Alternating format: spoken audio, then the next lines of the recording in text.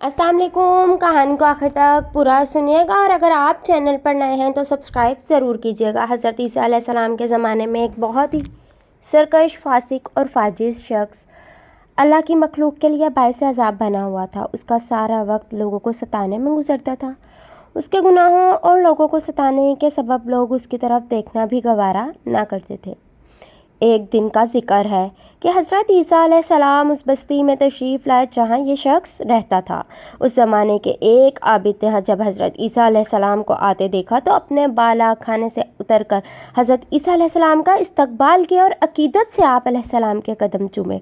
वो फासिक, फाजिर और गुनाहगार शख्स ये मंज़र देख रहा था। उस शख्स ने उस आबिद को हज़रत ईसा अलैहिस्सलाम के कदमों में झुके देखा तो उसके दिल में बड़ी हसरत पैदा हुई कि काश मैं भी नेकोकार होता, मैं भी अल्लाह के नबी के पाँव चूमता। ये सोचते हुए उस गुनाहगार की हालत ऐसी हो गई कि उसने रोना शुरू कर दिया और रो रो कर अपने अल्लाह से अपने गुनाहों की माफ़ी मांगने लगा। जिस वक्त ये गुनाहगार तौबा में मसरूफ़ था, उस आबिद की नज़र उस शख्स पर पड़ी। उस आबिद ने बहुत नफ़रत और हकारत से कहा कि यह मरदूद कहाँ से आ गया है, ये तो दोज़ख का ईंधन है, इसका यहाँ क्या काम। आबिद ने उसी वक्त दुआ मांगी कि ऐ अल्लाह, मेरा अंजाम इस मरदूद के साथ हरगिज़ ना करना। जिस वक्त आबिद ने ये दुआ मांगी उसी वक्त हज़रत ईसा अलैहिस्सलाम पर वही नाजिल हुई कि गुनाहगार शख्स ने हमसे अपने गुनाहों की तौबा कर ली है। उसने इस कदर गिरफ्तारी की है कि हमने उसे जन्नत का हकदार करार दे दिया। और आबिद ने चूँ के ये दुआ की है कि उसका अंजाम इस गुनाहगार के साथ ना हो, इसलिए उस आबिद को दोज़ख में डाल दिया जाएगा। उस आबिद ने अपने ज़हद व तक़वा पर गरूर करके अपने सारे अमाल ज़ाया कर दिए हैं। कौम बनी इसराइल में एक आबिद था। उसने जब ये सुना करीब में ही एक दरख्त है कि लोग जिसकी पुरसतिश करते हैं, आबिद को बहुत ही गुस्सा आया। उसने अपनी समझ से अल्लाह की खुशनुदी के लिए और अपने दीन से मोहब्बत में एक कुल्हाड़ी उठाई ताकि इस दरख्त को ही काट कर फेंक दे। इब्लीस एक बूढ़े शख्स की शक्ल में आया और पूछा कि कहाँ जा रहे हो। आबिद ने जवाब दिया, फ़लाँ दरख्त को काटने जा रहा हूँ। इब्लीस ने कहा कि जाओ अपनी इबादत करो, तुमको इससे क्या मतलब। आबिद को ये सुनकर बहुत ही गुस्सा आया और गुस्से में उसको ज़मीन पर दे मारा और उसके सीने पर सवार हो गया। इब्लीस ने कहा, तुम मुझे छोड़ दो, मैं तुम्हें एक नसीहत करता हूँ। वो आबिद उसके सीने से उतर आया। इब्लीस ने कहा कि काम पैगंबरों का है, ना कि तुम्हारा है। आबिद का कहना है कि लेकिन मैंने उसकी बात नहीं सुनी और फिर आगे बढ़ा, मगर फिर इब्लीस ने बहकाना शुरू किया। मैंने दोबारा उसका गिरेबान पकड़ लिया और फिर उसको ज़मीन पर दे मारा। तीसरी बार इब्लीस ने कहा, तुम एक दरवेश आदमी हो, ये काम दूसरों के सुपुर्द कर दो। मैं हर रोज़ 2 दीनार तुम्हारे तकिए के नीचे रख दिया करूँगा, जिसे तुम अभी अपना भी खर्च चलाना और दूसरे आपतों को भी देना। आबिद ने अपने दिल में कहा कि 1 दीनार का सदका निकाल दिया करूँगा और 1 दीनार से अपना खर्च चलाऊँगा, और ये काम तो दरख्त काटने से बेहतर है और मुझे दरख्त काटने का हुक्म भी नहीं दिया गया है और ना ही मैं पैगंबरों नबी हूँ। अगले दिन उसने अपने तकिए के नीचे 2 दीनार रखे देखे और उन्हें ले लिया, मगर जब तीसरे दिन उसको अपने तकिए के नीचे एक भी दीनार नहीं मिला तो उसने फिर कुल्हाड़ी उठाई और दरख्त काटने चल पड़ा। इब्लीस फिर रास्ते में मिला और कहने लगा, ऐ शख्स, ये काम तुम्हारा नहीं है। इब्लीस का यह कहना था कि आबिद उससे दस्त बगिरबान हो गया। इस बार इब्लीस ने उस आबिद को ज़मीन पर गिरा दिया और उसके सीने पर सवार हो गया। ये देखकर आबिद ने उससे पूछा, ये क्या हुआ कि उससे पहले 2 बार तो मैंने तुझे ज़मीन पर चद्दे मारा था और इस बार मैं मग़लूब हो गया। इब्लीस ने कहा कि इससे पहले दोनों बार तुमने अल्लाह के लिए मुझसे झगड़ा किया था और इस बार दिनार के लिए। इससे पहले तुम खुदा के लिए खलूस नियत के साथ निकले थे। खुदा ने तुम्हें ताकत व क़ुव्वत अता कर दी थी। अब तुम लालच के लिए निकले और दुनिया के लिए तुमने मुझसे झगड़ा किया है और अपने नफ्स के ताबे हो गए हो। यकीनन तुम्हें कमज़ोर व मग़लूब होना ही था। हज़रत रसूल इस्लाम से लोगों ने सवाल किया कि इखलास का क्या मतलब है। आपने इरशाद फरमाया, जब तुम ये कहते हो कि मेरा परवरदिगार खुदा वाहिद है, तो जो काम तुम्हें अल्लाह की तरफ सौंपा गया है उसमें साबित कदम रहो। बनी इसराइल में 2 भाई थे, जिनमें एक मुसलमान था और दूसरा काफिर, और थे दोनों दरिया के शिकारी। काफिर बुत को सजदा करता था, मगर जब मछलियों के लिए जाल दरिया में डालता तो इस कदर मछलियाँ उसमें आ जाती थी कि उसको खींचना मुश्किल हो जाता। मगर मुसलमान के जाल में सिर्फ एक ही मछली आती थी और इसी पर सब्र के साथ खुदा का शुक्र अदा करता था। इत्तफाकन एक रोज़ इस मुसलमान की बीवी अपने मकान की छत पर गई तो उसकी नज़र काफिर की बीवी पर पड़ी। جو زیور اور بہترین لباس سے آراستہ تھی۔ یہ دیکھ کر اس مسلمان کی بیوی کے دل میں وسوسہ پیدا ہوا کہ کاش میں بھی ایسی ہوتی۔ تو کافر کی بیوی بولی، تو اپنے شوہر کو آمادہ کر لے، وہ بھی میرے شوہر کے معبود یعنی بت کی عبادت کیا کرے تاکہ تو بھی میری طرح مالدار ہو جائے۔ یہ سن کر مسلمان بھائی کی بیوی کچھ غمزدہ سی ہو کر نیچے آئی، اور جب اس کا شوہر گھر آیا تو اس نے بیوی کا حال متغیر دیکھ کر دریافت کیا کہ آخر کیا بات ہے جسے تو اس قدر غمزدہ معلوم ہوتی ہے۔ تو وہ کہنے لگی، بس میاں، یا تو تم مجھے طلاق دے دو یا اپنے بھائی کے معبود کی پرستش اختیار کرو۔ یہ سن کر اس کے شوہر نے کہا کہ خدا کی بندی، تو خدا سے نہیں ڈرتی؟ ایمان کی دولت کے بعد یہ کفر کی باتیں کرتی ہے۔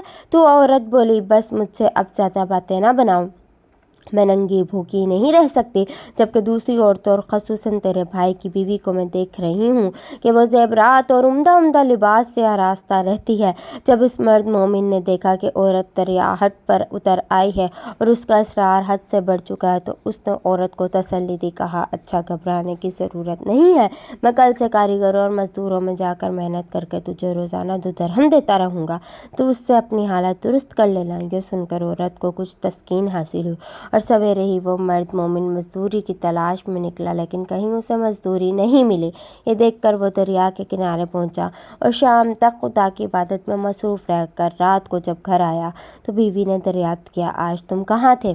تو وہ کہنے لگا، میں بادشاہ کی خدمت میں تھا، اس نے مجھ سے 30 دن کام کرنے کی شرط کی ہے۔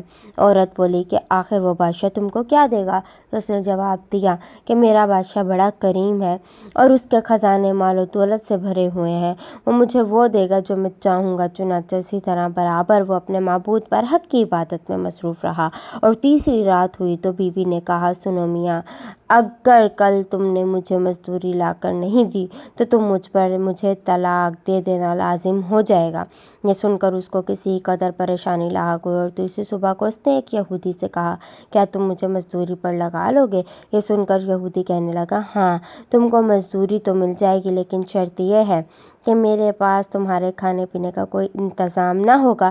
چنانچہ وہ مرد مومن روزے کی نیت کر کے یہودی کے ساتھ ہو لیا، اور حق کے تعالیٰ کے حکم سے حضرت جبرائیل علیہ السلام 29 اشرفیہ ایک نورانی طباق میں لے کر اس کی بیوی کے پاس پہنچے اور کہنے لگے، میں بادشاہ کا قاصد ہوں، اسی نے یہ اشرفیاں لے کر مجھ کو تیرے پاس بھیجا اور فرمایا ہے کہ تیرا شوہر ہمارے کام میں تھا، ہم نے اس کو نہ چھوڑا یہاں تک کہ اسی نے ہم کو چھوڑ دیا اور یہودی کے پاس چلا گیا۔ اگر وہ ہمارا کام کرتا تو ہم اس کو اور زیادہ اجرت دیتے، بس یہ ایک اشرفی کی کمی اس وجہ سے ہوئی ہے۔ چنانچہ وہ عورت ان میں سے ایک اشرفی لے کر بازار گئی جس پر کلمہ شہادت لکھا ہوا تھا۔ صراف نے 1000 درہم اس کی قیمت عورت کے حوالے کر دی، اور جب وہ شام کو وہ مرد مومن گھر واپس آیا تو عورت نے اس سے دریافت کیا، آج تم کہاں تھے؟ اس نے جواب دیا کہ آج میں ایک یہودی کے کام پر گیا ہوا تھا۔ تو بیوی کہنے لگی کہ آخر بادشاہ کی خدمت ترک کر کے تم دوسرے کی خدمت کیوں کرتے ہو؟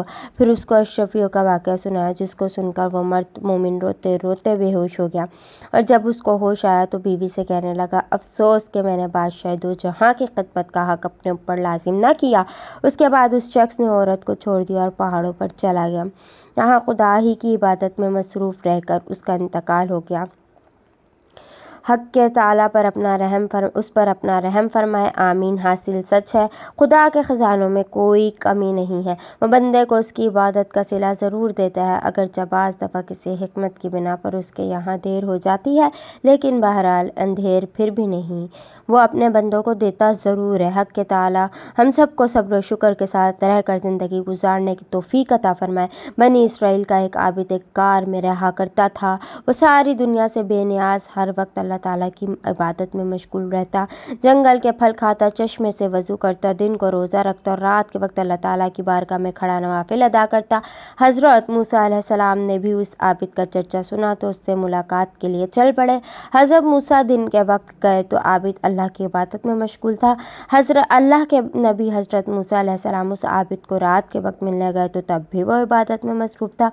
حضرت موسیٰ علیہ السلام اس کے پاس گئے، اسے سلام کیا اور اسے کہا کہ اپنی جان پر کچھ نرمی اختیار کرو۔ اس عبادت گزار بندے نے جواب دیا کہ اے اللہ کے نبی، میں ہر وقت اللہ کی عبادت میں مصروف رہنا چاہتا ہوں تاکہ جب موت کا وقت آئے تو میں اللہ کی یاد سے غافل نہ ہوں۔